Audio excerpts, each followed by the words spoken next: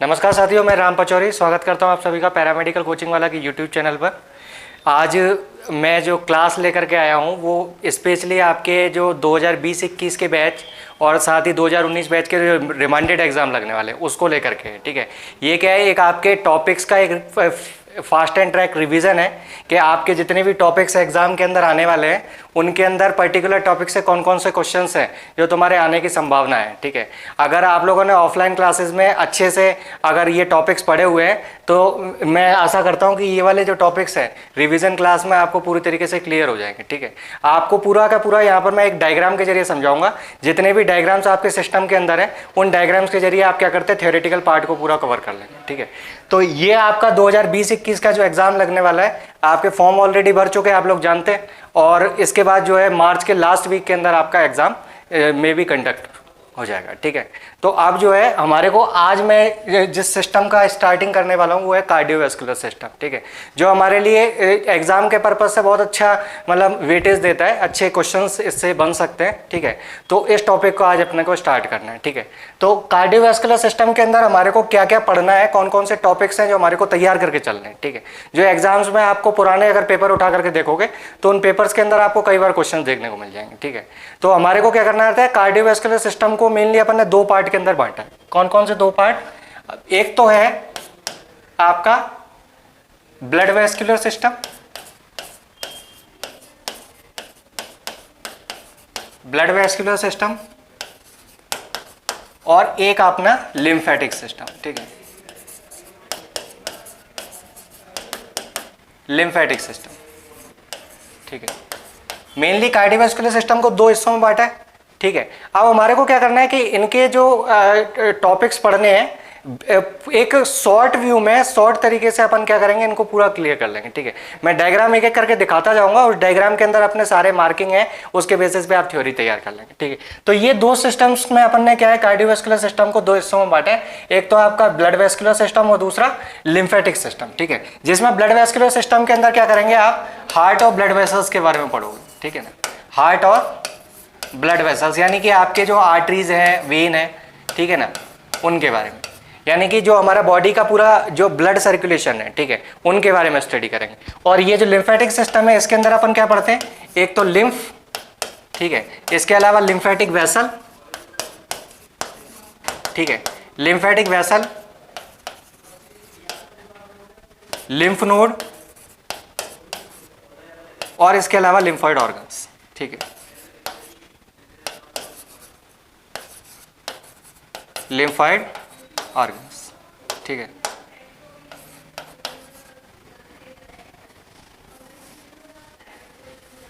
ठीक है,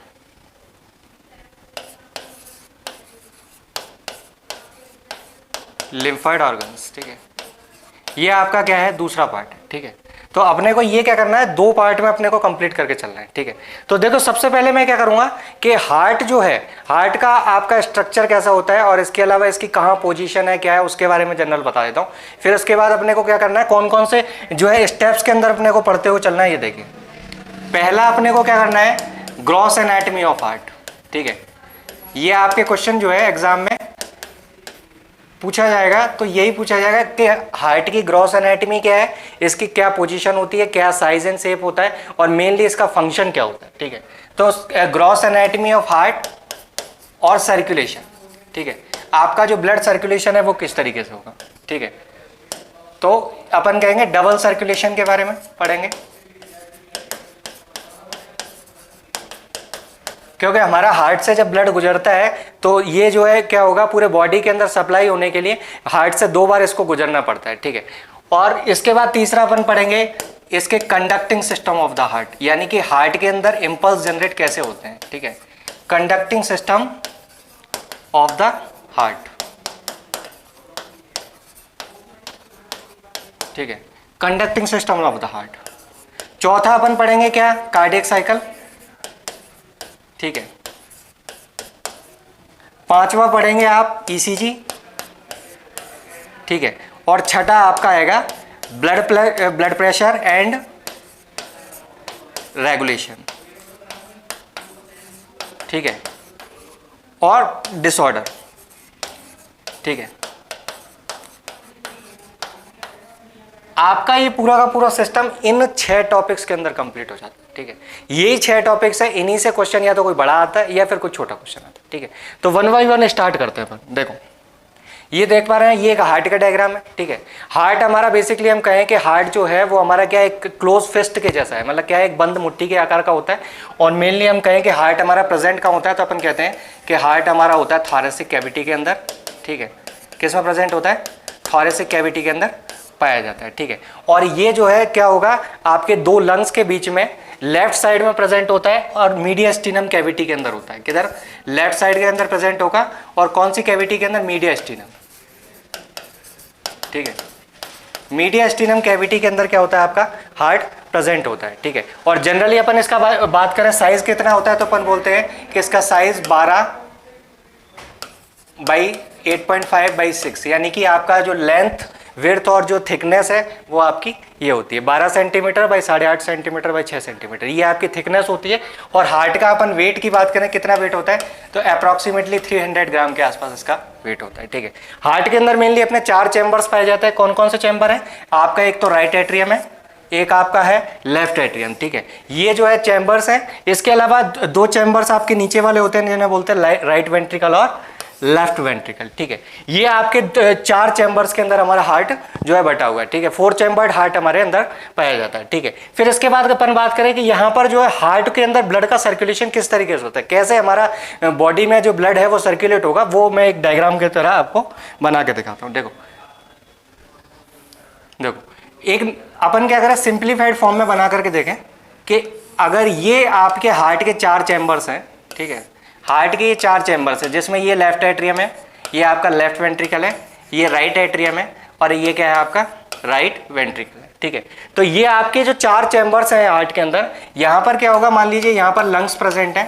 ठीक है, और यहाँ पर आपका क्या है पूरा बॉडी का हिस्सा है जहाँ पर अपने को बॉडी को ब्लड सर्कुलेट करना है। ठीक है, तो क्या होगा कि अपन के जो लंग्स है, लंग्स के लेफ्ट लंग और राइट लंग से कुल मिलाकर के 4 पल्मोनरी वेन जो है वो क्या करेंगी, ब्लड लेकर के आएगी। क्या करेगी, 4 पल्मोनरी वेन जो है वो क्या करेगी, ब्लड लेकर के आएगी। ठीक है, और कहाँ डालेगी, लेफ्ट एट्रियम वाले चैम्बर के अंदर हार्ट के ब्लड को क्या करेगी, डाल देगी। ठीक है, इसके बाद क्या होता है, यहाँ पर आपके जो है एक वॉल्व पाया जाता है। एक वॉल्व होता है ब्लड के लेफ्ट एट्रियम और लेफ्ट वेंट्रिकल के अंदर, और एक वॉल्व होता है आपका राइट एट्रियम और राइट वेंट्रिकल के अंदर। ठीक है, तो अल्टीमेटली क्या होगा कि जो लेफ्ट एट्रियम वाला जो ये वाला वॉल्व है, इसको अपन क्या कहते हैं, ये वाला है बाइकस्पिड वॉल्व। कौन सा है, ये है आपका बाइकस्पिड वॉल्व।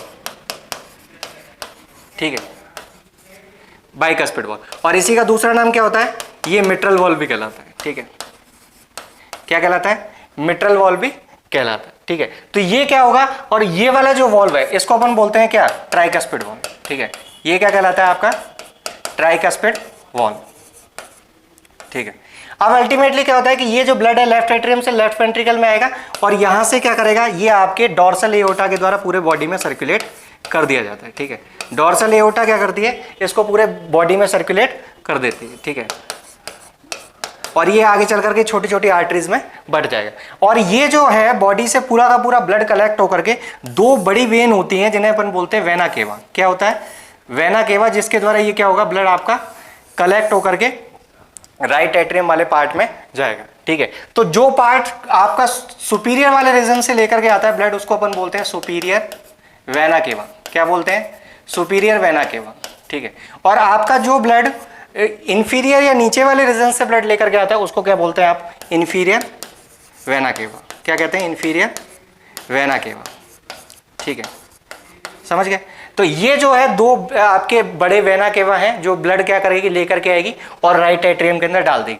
और इसके बाद ये ब्लड क्या होगा, आपके राइट वेंट्रिकल में जाएगा, और राइट वेंट्रिकल के द्वारा क्या होगा, ये ब्लड दोबारा से क्या होगा, कलेक्ट होकर के पूरा लंग्स के अंदर सर्कुलेट कर दिया जाएगा। अब अपन यहाँ कहते हैं कि ये वाला जो हिस्सा है आपका हार्ट का, यहाँ पर ब्लड कैसा है, ऑक्सीजनेटेड है, क्योंकि लंग्स से ब्लड आ रहा है। ठीक है, और हमारे पूरे बॉडी के अंदर सर्कुलेट हो रहा है। अब बॉडी के अंदर क्या होगा कि जो सर्कुलेट ब्लड होगा वो ऑक्सीजन आपस में एक्सचेंज कर लेंगे, और CO2 वाला जो ब्लड है, यानी कि ये वाला जो हिस्सा है, इसमें जो आपको ब्लड मिलेगा, क्या मिलेगा, CO2 वाला ब्लड मिलेगा। ठीक है, ये कैसा है आपका डीऑक्सीजनेटेड ब्लड है जो आपके लंग्स के अंदर फिल्टर होने के लिए जाता है। ये आपका डबल सर्कुलेशन है, क्योंकि अपन देख रहे हैं कि हार्ट के अंदर जब ब्लड आ रहा है तो यहाँ पर दो बार होकर के गुजर रहा है। जब एक बार लंग्स से आया ब्लड तो लेफ्ट एट्रियम से लेफ्ट वेंट्रिकल में गया और उसके बाद बॉडी में गया, और उसके बाद दोबारा से इसको राइट एट्रियम में ब्लड लेकर के आना पड़ा दोबारा, फिर उसके बाद वो वापस में लंग्स में पहुंचता है। तो ये आपका क्या है, पूरा एक डबल सर्कुलेशन है, ठीक है। ये अपने हार्ट के अंदर जो स्ट्रक्चर अपन ने देखी, इसके अंदर ये देखिए आपके ये जितने भी वॉल्व दिखा रखे हैं, ये आपका ट्राइकस्पिड वॉल्व है जो दिख रहा है, ये आपका जो दिख रहा है ये क्या है, बाइकस्पिड वॉल्व है ये वाला। इसके अलावा आपके ये जो है क्या दिखा रखे, ये है एओर्टा, एओर्टा जो कि क्या है, डोर्सल एओर्टा अपन ने बताई जो ब्लड लेकर के आ रही है, ठीक है। इसके बाद ये जो है आपकी क्या कहलाती है, ये पल्मोनरी आर्टरीज हैं जो कि क्या कर रही है, ब्लड लेकर के आ रही है, ठीक है। ये क्या कर रही है, पल्मोनरी आर्टरीज जो है जो डीऑक्सीजनेटेड ब्लड जो है कलेक्ट करके ला रही है, ठीक है। अपने को प्रॉपर्टी पता है कि आर्टरी हमेशा जो है ऑक्सीजनेटेड ब्लड लेकर के आती है, ठीक है।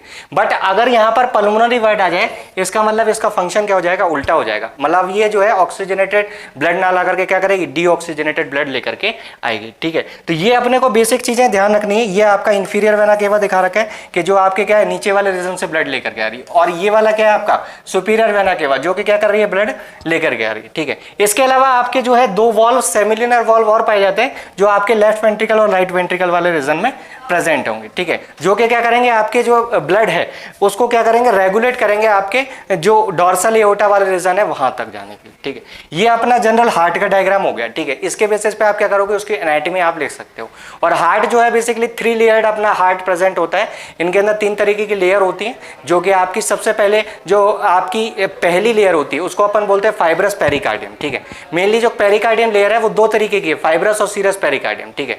और इन 2 पेरिकार्डियम लेयर हैं। इसके बाद बीच दूसरी लेयर होती है उसको बोलते हैं मायोकार्डियम, और जो तीसरी लेयर होती है वो क्या कहलाती है आपकी एंडोकार्डियम वाली लेयर, ठीक है। और जो आपकी 2 पेरिकार्डियम लेयर के बीच में जो फ्लूइड होता है पैराइटल और विसरल पेरिकार्डियम के बीच में, उसको आप क्या कहते हो, पेरिकार्डियल फ्लूइड के नाम से जानते हो। तो ये आपका क्या हो गया, एक जनरल हार्ट का स्ट्रक्चर हो गया, ठीक है। इसके बाद नेक्स्ट अपन देखेंगे क्या, इसका जो है देखो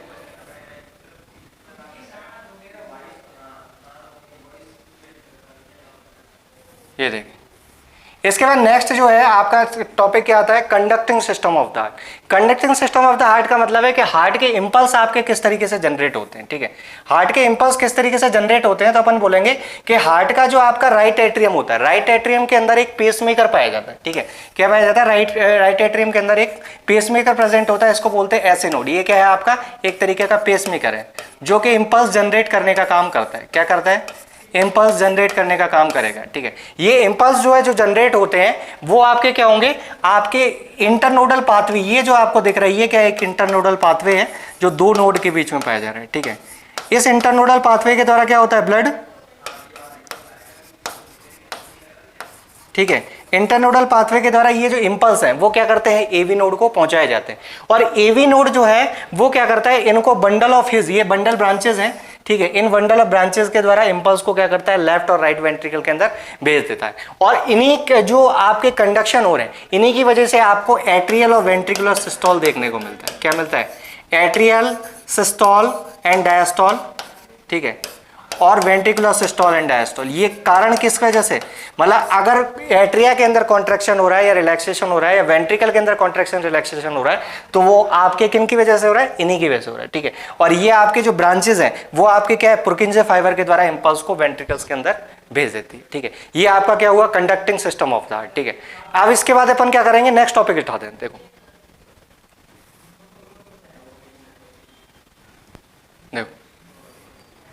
नेक्स्ट टॉपिक अपना क्या आएगा, कार्डियक साइकिल। कार्डियक साइकिल क्या है अपना, मेनली ये क्वेश्चंस आपको पूछे जाएंगे कि कार्डियक साइकिल में एक छोटा क्वेश्चन आपका जो है हार्ट साउंड को लेकर के बन सकता है कि हार्ट साउंड क्या होता है, कितने टाइप के साउंड है हार्ट के वॉल्व के थ्रू प्रोड्यूस किए जाते हैं, ठीक है। तो इसके अंदर अपन क्या करेंगे, देखो डायग्राम के द्वारा देखते हैं।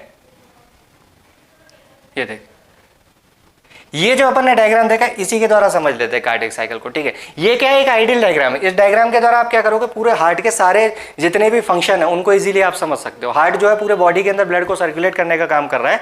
तो हमारा जो कार्डियक साइकिल का मतलब है कि आपका जो कार्डियक साइकिल है वो क्या है, आपके जो एक ब्लड का पंप हो रहा है उसके बाद जो दूसरा ब्लड का पंपिंग है वो आपका क्या कहलाता है, atrial systole diastole, ventricular systole diastole. यानी कि पूरा जो एक कार्डियक साइकिल है वो क्या करता है, आपके 0.8 सेकंड का टाइम लेता है। कितना टाइम लेता है, 0.8 सेकंड का टाइम लेगा। ठीक है, इतने टाइम के अंदर आपका एक पूरा साइकिल कंप्लीट हो जाता है। ठीक है, इसके अंदर अपन देखें तो कार्डियक साइकिल के 4 स्टेप्स हैं।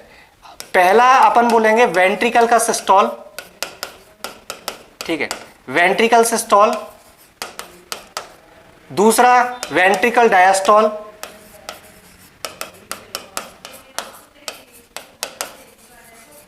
ठीक है, वेंट्रिकल डायस्टोल। तीसरा आपका आता है एट्रियल सिस्टोल। ठीक है, एट्रियल सिस्टोल। और चौथा आपका क्या आएगा, एट्रियल डायस्टोल। ठीक है, इन 4 स्टेप्स के अंदर आपका क्या होगा, कार्डियक साइकिल कंप्लीट हो जाएगा। ठीक है, एट्रियल डायस्टोल।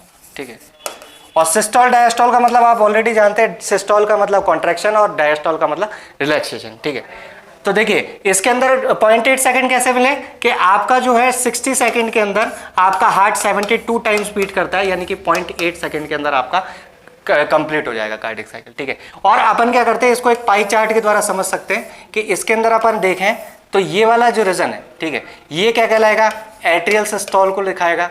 ये वाला क्या दिखाएगा, वेंट्रिकुलर सिस्टोल को दिखाएगा। ठीक है, वेंट्रिकल का सिस्टोल। ठीक है, और ये क्या दिखाएगा, ये आपका दिखाएगा जॉइंट डायस्टोल को। ठीक है, जॉइंट डायस्टोल। ठीक है, और टोटली टाइम कितना है आपका, जो टोटल टाइम होता है वो आपका क्या होता है, पॉइंट जो है 8 सेकंड का टाइम अपना लेता है इस तरीके से। तो आपका ये वाला टाइम क्या होता है, आपका 0.4 सेकंड लेता है, ये 0.1 सेकंड लेगा, और ये क्या लेगा, 0.3 सेकंड का टाइम लेगा। Ultimately atrial systole, ventricular systole और जॉइंट डायस्टोल में इतना टाइम आपको लगेगा। अब देखिए किस तरीके से आपका ये चलेगा। देखो इस वाले डायग्राम में देखें कि अगर स्टार्टिंग अपन कहां से करें, वेंट्रिकल सिस्टोल के द्वारा करें, तो मान लीजिए सपोज कि लेफ्ट एट्रियम से लेफ्ट वेंट्रिकल के अंदर ब्लड आ रहा है। अब धीरे धीरे करके जैसे जैसे लेफ्ट वेंट्रिकल के अंदर ब्लड आएगा तो ये क्या करेगा, प्रेशर इसके अंदर बढ़ता जाएगा। अब इस प्रेशर को कहीं ना कहीं रिलीज करना है, क्योंकि इसके अंदर ब्लड का प्रेशर बढ़ता जा रहा है।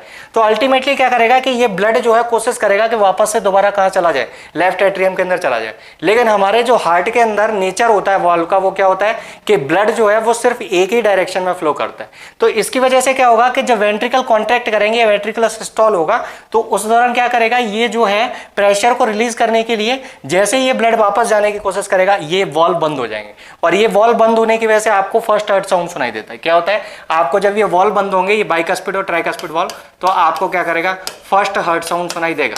ठीक है, क्या होता है, फर्स्ट हार्ट साउंड सुनाई देता है। और इस फर्स्ट हार्ट साउंड को क्या बोलते हैं, लब। यानी कि 2 आपके हार्ट साउंड सुनाई देते हैं, लब और डब। तो इसमें जो पहला हार्ट साउंड क्या कहलाता है, लब कहलाता है। अब जब ये प्रेशर जो है वो रिलीज करना है और ये वॉल्व ऑलरेडी बंद हो चुका है, तो हमारे को इस प्रेशर को रिलीज करने के लिए क्या करना होता है कि यहां पर एक वॉल्व है, ये वॉल्व क्या कहलाता है आपका, सेमील्यूनर वॉल्व। ठीक है, ये क्या है आपका, सेमील्यूनर वॉल्व। ये सेमील्यूनर वॉल्व जो है, ठीक है, ये सेमिलिनर वॉल्व जो है वो क्या होगा, जैसे ही खुल जाएगा ये ब्लड का प्रेशर रिलीज हो जाएगा। ठीक है, और ये ब्लड का प्रेशर रिलीज होते ही क्या होगा, जो ब्लड है वो प्रेशर से डोर्सल एओर्टा के अंदर चला जाएगा। अब इसके अंदर क्या होता है कि ये जो प्रेशर है वो धीरे धीरे करके क्या होगा कि जब ब्लड इसमें आ रहा है तो एक टाइम के बाद दोनों के अंदर प्रेशर क्या हो जाएगा, इक्वल हो जाएगा। और दोनों के अंदर जब प्रेशर इक्वल हो जाता है उसके बाद क्या होगा कि एक टाइम के बाद जो है यहाँ प्रेशर बढ़ जाएगा और यहाँ कम हो जाएगा। तो इस प्रेशर को रिलीज करने के लिए क्या करेंगे कि ये ब्लड दोबारा से वापस कोशिश करेगा कि लेफ्ट वेंट्रिकल के अंदर वापस आ जाए। लेकिन ब्लड का फ्लो हमेशा यूनिडायरेक्शनल होता है, तो इसीलिए सेमिलिनर वॉल्व क्या हो जाते हैं, बंद हो जाते हैं। ठीक है, और ये सेमिलिनर वॉल्व बंद होने की वजह से आपको जो है ये सेकेंड हार्ट साउंड प्रोड्यूस होता है। ठीक है, सेकेंड हार्ट साउंड प्रोड्यूस होगा और वो सेकेंड हार्ट साउंड क्या कहलाएगा, आपका डब कहलाएगा। ठीक है, तो ये जो आपका दोनों का प्रेशर डिफरेंस है उसी की वजह से आपके वॉल्व की मूवमेंट हो रही है।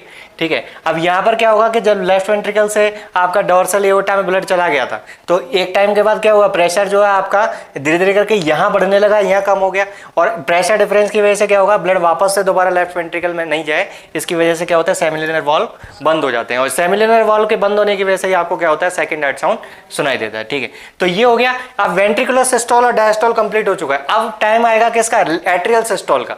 अब इसके अंदर जो ब्लड यहाँ से पल्मोनरी वेन के थ्रू आ रहा था, यहाँ पर क्या होगा कि ब्लड का प्रेशर बढ़ने लगेगा और ये क्या करेंगे, ये जो है आपके एट्रिया जो है वो सिस्टोल करने लगेंगे और इस प्रेशर को रिलीज करने के लिए ये वाले जो वॉल्व है वो आपके क्या हो जाएंगे, दोबारा से खुल जाएंगे ताकि ब्लड का प्रेशर रिलीज हो जाए और ब्लड लेफ्ट वेंट्रिकल और राइट वेंट्रिकल के अंदर चला जाए। ठीक है, तो ये तीसरा हार्ट साउंड जो है वो आपके क्या है, पैथोलॉजिकल कंडीशन में सुनाई देता है जनरली।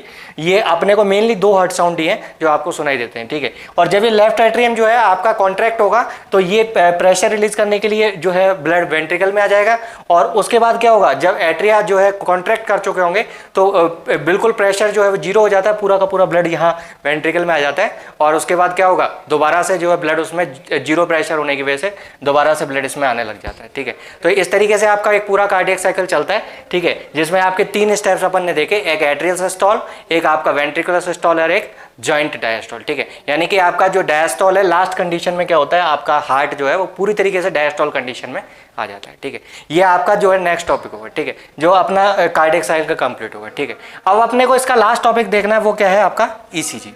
देखो ये देखिए, ठीक है, अब इसके अंदर देखो ईसीजी में क्या है, बेसिकली ईसीजी आपके 4 वेव्स हैं जिनके द्वारा ईसीजी डेवलप होता है। ईसीजी क्या है, एक हार्ट की जो है इलेक्ट्रिकल एक्टिविटी को शो कर रहा है। ठीक है, हमारे हार्ट के अंदर जो ऐसे नोड के द्वारा इंपल्स जनरेट हो रहे हैं, उन इंपल्स को क्या है एक ग्राफ के द्वारा, ग्राफिकल जो है रिप्रेजेंटेशन के जरिए आप उसको एक्सप्लेन कर दे। जैसा कि आप यहाँ डायग्राम में देख पा रहे हैं कि यहाँ पर सबसे पहले स्टार्टिंग में एक वेव जनरेट होती है। कोई भी इलेक्ट्रिकल इंपल्स होगा वो आपको क्या करेगा, एक वेव के जरिए दिखाई देगा। ठीक है, कोई भी इलेक्ट्रिकल इंपल्स होगा वो क्या होगा, आपको वेव के जरिए दिखाई देगा। तो पहली जो वेव बनती है वो क्या कहलाती है, आपकी पी वेव। ठीक है, ये पी वेव क्या दिखाती है, एट्रियल डीपोलराइजेशन को दिखाती है। एट्रियल डीपोलराइजेशन का मतलब है कि आपका जो एट्रिया है वो कॉन्ट्रैक्ट कर रहे हैं, तो उसकी वजह से जो वेव बनती है वो क्या कहलाती है, आपकी पी वेव कहलाती है। ठीक है, इसके बाद ये वाला जो है ये क्या कहलाता है, आपका क्यूआरएस कॉम्प्लेक्स। ठीक है, ये क्यूआरएस कॉम्प्लेक्स क्या दिखाएगा, आपका वेंट्रिकुलर डीपोलराइजेशन का। जब एट्रिया जो है डीपोलराइज हो चुके हैं उसके बाद क्या होगा, वेंट्रिकल डीपोलराइजेशन का प्रोसेस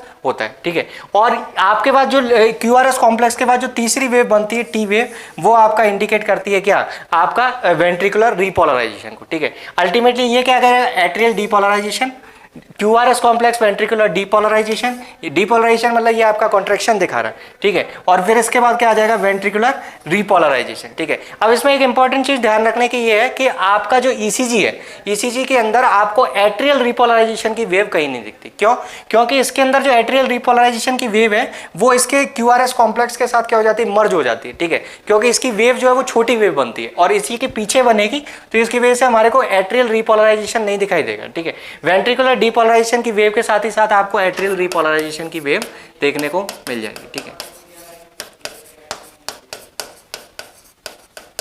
ठीक है, एट्रियल रिपोलराइजेशन की वेव आपको देखने को मिलेगी। ठीक है, ये आपका बेसिकली ईसीजी है जो आपके ग्राफिकल रिप्रेजेंटेशन में ग्राफ पेपर पर आपको देखने को मिलता है। ठीक है, इन्हीं के अंदर कोई एबनॉर्मेलिटी होती है तो वो आपके क्या होते हैं, वॉल्व के अंदर होने वाली खराबी या फिर आपके ऐसे नोड ये जो पेसमेकर है उसके अंदर कोई एबनॉर्मेलिटी होती है, तो ये ईसीजी के ग्राफ जो है वो आपको बिल्कुल बदल जाते हैं। इनके अंदर इनके जो टाइम इंटरवल है वो चेंज हो जाते हैं। ठीक है, इसके द्वारा आप इनको क्या कर सकते हैं, आइडेंटिफाई कर सकते हैं। और ये यू वेव है, इसका फंक्शन अननोन है, इसका फंक्शन नोन नहीं है। ठीक है ना, तो आपकी ये ईसीजी के वेव्स हैं। ठीक है, तो ये टोटली अपने को क्या है, ये 4-5 टॉपिक्स है जो पूरे प्रॉपर तैयार करके रखने हैं। इसके बाद बीपी रेगुलेशन वाला पार्ट आता है, यानी कि ब्लड प्रेशर जो अपन है पढ़ते हैं कि हार्ट की जो मतलब आपके जो ब्लड वेसल्स हैं वो ब्लड वेसल्स किस तरीके से आपके जो है जब ब्लड फ्लो होता है तो उस दौरान जो वॉल के ऊपर प्रेशर क्रिएट होता है वो आपका ब्लड प्रेशर कहलाता है। इसका रेगुलेटरी मैकेनिज्म मैंने एक अलग से इसका यूट्यूब पर वीडियो बना रखा है, तो आप उसको प्लेलिस्ट में जाकर के देख लें, आपको वो वीडियो मिल जाएगा। ठीक है,